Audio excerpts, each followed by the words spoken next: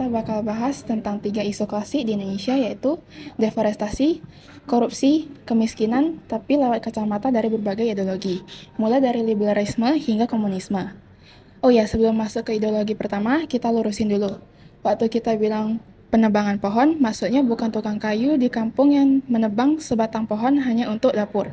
Kita bicara deforestasi besar-besaran seperti sawit, tambang, kayu, infrastruktur, dan plantation forest.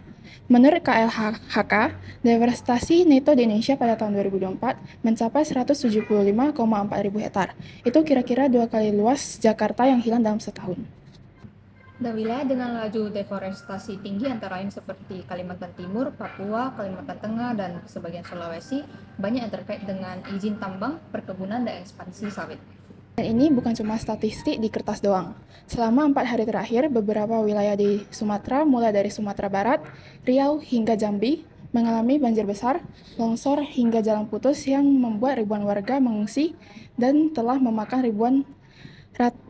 ratusan korban jiwa. Ada analisis yang bilang ini bukan sekedar hujan musiman, banyak daerah resapan sudah diganti menjadi perkebunan sawit, tambang batu bara, dan proyek ekspansi lahan. Tanah yang dulu menyerap air sekarang malah memantulkan air kayak ubin kamar mandi. Menurut warga Aceh yang terdampak banjir longsor November 2025, parahnya banjir bukan semata akibat hujan deras, melainkan juga karena deforestasi, penebangan liar, dan konversi hutan menjadi kebun sawit skala besar yang telah merusak fungsi tangkapan air dan memperparah banjir. Ini itu kayak momen teori, tapi itu kayak bertemu realita. Kayak kita itu sering ngomong soal deforestasi seolah itu sangat jauh, tapi akhirnya banjirnya malah datang ke ruang tamu kita. Nah, mulai dari liberalisme, apa kata mereka? Liberalisme bilang biarkan pasar bekerja. Artinya kalau kamu ingin hutan tetap hidup, berilah nilai ekonomi pada hutan yang lebih besar daripada nilai kayu atau lahan konversi. Misalnya jasa ekosistem, kredit karbon, wisata alam, atau komoditas non-kayu. Tapi problem di Indonesia itu kayak harga izin tebang, kadang lebih murah daripada ongkos jajan bakwan. Jadi pasar sulit bekerja di kondisi di mana aturan dasarnya itu udah lemah. Kalau nasionalisme tuh gimana? Secara ideal, nasionalisme bilang hutan adalah identitas bangsa dan sumber kehidupan.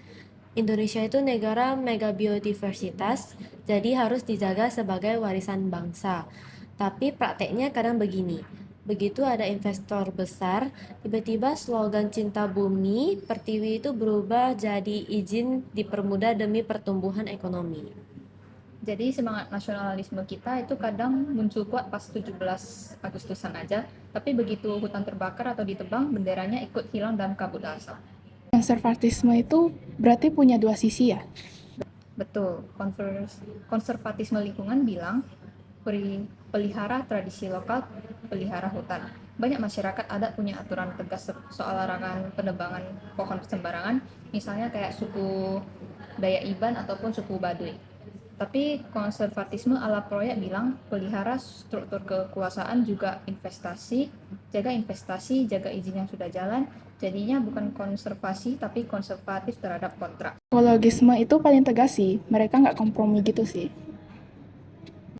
Iya, buat mereka hutan itu bukan aset ekonomi tapi fondasi ekosistem. Prinsipnya zero deforestation, lindungi masyarakat adat, stop izin baru di wilayah kritis. Misalnya cagar biosfer Lorerindo yang ditekan tambang nikel dari sudut pandang ekologis itu harus dihentikan total. Dan jujur ya, orang ekologis itu auranya sangat beda. Buang sampah sembarangan aja bisa bikin mereka ngeliatin kita sampai nyesel hidup. Tapi kadang ya, mereka kedengaran ekstrim, kayak semua pabrik harus ditutup. Mereka bakal bilang kalau bumi rusak mau kerja di mana. Mereka mikirnya itu jangka panjang bukan hanya profit cepat. Tapi bukan berarti anti teknologi.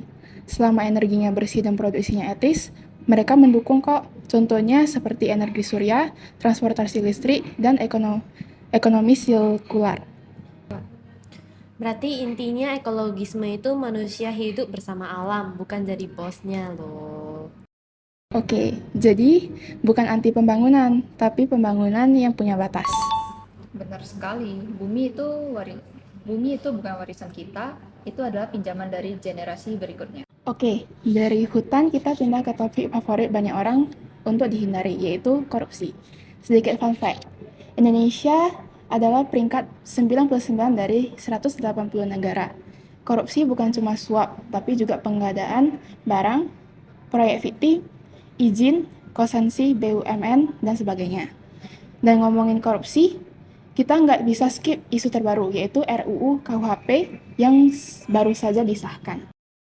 Banyak ahli hukum bilang ini langkah modernisasi sistem pidana, tapi di sisi lain ada yang khawatir bahwa beberapa pasalnya bisa melemahkan independensi penegakan hukum, terutama buat kasus korupsi.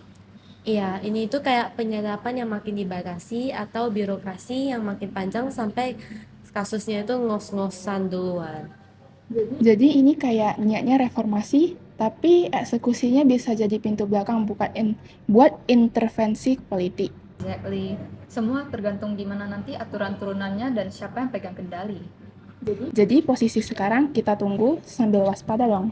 Beli skincare, kemasannya bilang improve formula, tapi efek sampingnya itu baru kelihatan setelah kita pakai 3 bulan kemudian atau sampai produknya malah habis. Oke, jadi untuk sosialisme melihat korupsi lahir dari konsentrasi kekuasaan dan kepemilikan. Ketika sumber daya dikuasai minoritas, penyalahgunaan kewenangan jadi gampang. Solusi sosialisme, pengawasan publik kuat, pengelolaan kolektif, dan mengurangi ruang bagi segelintir orang untuk menguasai sumber daya.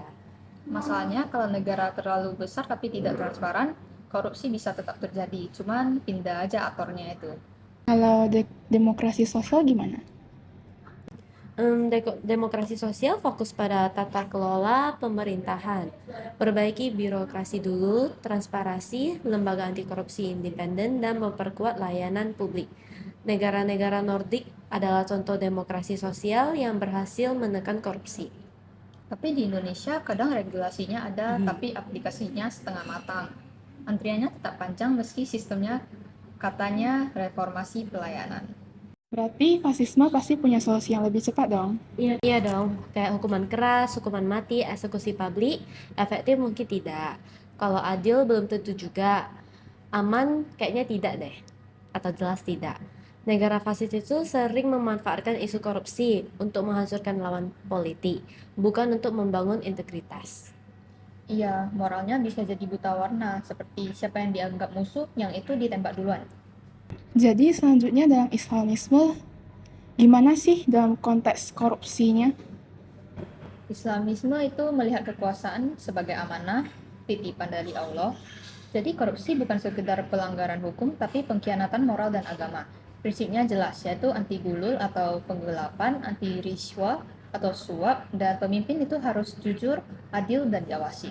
Jadi kalau ada pejabat korup, sudut pandang Islamisme bukan hanya kamu melanggar undang-undang, tapi lebih kayak kamu merusak kepercayaan rakyat dan melawan perintah Tuhan. Berarti hukumannya tegas juga ya. Ada unsur pembalikan kerugian publik, bukan cuma penjara. Betul, fokusnya itu bukan balas dendam, tapi restorasi keadilan. Tapi dalam beberapa interpretasi, hukuman bisa sangat keras untuk memberi efek jerak. Masalahnya di Indonesia kata syariah sering dipakai kayak lebih branding politik gitu. Bukan cuma sistem pengawasan dana publik yang transparan. Padahal inti nilai anti korupsi Islam itu universal, seperti kejujuran, amanah, tanggung jawab, dan keadilan. Tapi kadang yang muncul malah label bukan praksis. Oke, kita sudah bahas hutan dan kejahatan berjamaah. Sekarang kita masuk ke topik yang tidak pernah selesai, yaitu kemiskinan. Fun fact-nya, di Indonesia masih banyak kemiskinan yang terpusat di daerah Papua, NTT, sebagian Jawa, dan wilayah terpencil. Bagaimana feminisme membahas tentang kemiskinan? Feminisme bilang kemiskinan itu sering berwajah perempuan. Misalnya ibu tunggal dengan beban ganda, pekerja rumahan yang dibayar di bawah UMR, buruh pabrik dengan kontrak rentan, dan perempuan pedesaan yang bergantung pada sektor informal. Kebijakan anti kemiskinan harus peka gender, dari akses pendidikan, kredit mikro, subsidi pendidikan anak, kesehatan reproduksi, dan perlindungan kerja yang adil. Kadang pembuat kebijakan lupa tidak semua orang punya wifi, nanny, dan mobil. Banyak perempuan miskin gak punya waktu, bahkan buat tidur cukup, apalagi ikut seminar pemberdayaan. Oke, giliran anarkisme. Biasanya ideologi apa sih yang paling anti struktur? Iya, anarkisme percaya kemiskinan muncul karena negara dan kapitalisme bikin ketimpangannya. Solusinya hidup dalam komune, produksi swakelola, keputusan kolektif tanpa hierarki, dan distribusi sumber daya secara adil. Contohnya kayak beberapa komunitas urban farming dan koperasi solidaritas di Jogja dan Bandung. Mereka coba mandiri tanpa nunggu negara yang bantu. Masalahnya di Indonesia, koordinasi siapa yang membawa makanan arisan aja bisa drama level nasional. Jadi bayangin keputusan ekonomi satu komunitas, ya butuh kesabaran ekstra. Tapi idenya menarik nih, masyarakat yang mandiri saling bantu tanpa campur tangan elit. Iya, dan itu bagian dari daya tarik anarkisme. Kepercayaan bahwa manusia bisa hidup tanpa dipaksa, cukup dengan solidaritas aja. Lalu selanjutnya gimana dengan Marxisme dan komunisme? Marxisme bilang akar kemiskinan adalah eksploitasi kelas. Buruh menciptakan nilai tambah, tapi surplus ekonomi dinikmati pemilik modal. Contohnya, di sektor sawit banyak buruh harian yang tidak mempunyai jaminan kesehatan, upah lembur minim, dan tidak punya lahan. Sementara perusahaan besar mendapatkan manfaat luar biasa dari ekspor CPO. Solusinya menurut Marxisme bukan bansos sesaat, tetapi perubahan struktur ekonomi. Komunisme melangkah lebih jauh, yaitu hapus kepemilikan pribadi atas alat produksi, distribusi berdasarkan kebutuhan, dan sumber daya dikelola kolektif. Kalau diterapkan sekarang di Medan, Marx mungkin shock lihat tanah kosong di Medan Barat atau Medan Helvetia itu berubah jadi klaster perumahan baru setiap bulannya.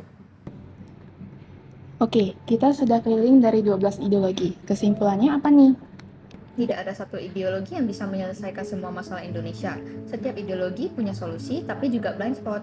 Yang paling penting adalah kombinasi nilai yang cocok dengan konteks Indonesia, pemerataan, ekologi, keadilan sosial, transparansi, dan partisipasi masyarakat. Betul, karena pada akhirnya bencana, hukum, dan kemiskinan itu bukan konsep akademis. Itu menentukan apakah rumah kita aman dari banjir, apakah hukum melindungi atau menakuti, dan apakah rakyat bisa makan 3 kali sehari. Ideologi itu kayak filter Instagram, di contoh kelihatan sangat sempurna, tapi di realita itu sering overbright, noise atau blur. Yang penting bukan filternya, tapi fotonya, kayak kondisi asli masyarakat di Indonesia ini. Setuju. Jadi jangan fanatik sama satu ideologi saja. Ambil yang baik dan tinggalkan yang mengkhawatirkan. Dan yang paling penting, selalu cek data sebelum beropini. Oke, sekian dari podcast singkat kami hari ini. Terima kasih Phoebe dan Yvonne. Terima kasih kembali sudah mengajak kami di sini. Oke, sampai jumpa di episode selanjutnya.